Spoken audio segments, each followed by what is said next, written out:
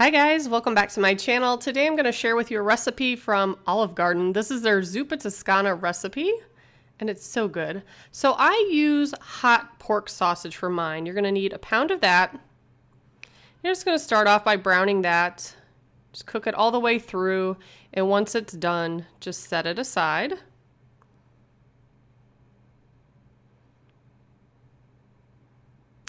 Next, I'm going to add in a small white onion diced.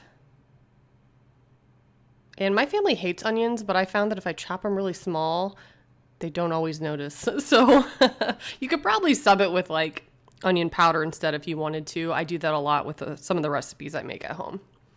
But I'm going to add to that 3 cloves of garlic, season it with salt and pepper, and then I'm going to cook that for about 5 minutes.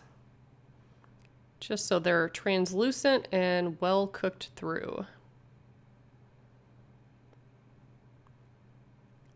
When that's done, I'm going to add 6 cups of low sodium chicken broth.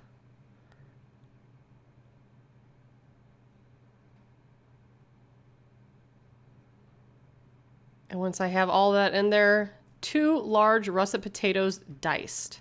It says diced, but they normally have pretty big chunks in the soup at Olive Garden, and I kind of like it that way, so mine are pretty big. But of course, you can make it however you like. And you're going to cook the potatoes in there for about 20 to 25 minutes. When that's done, you add some kale, about a half a bunch of kale.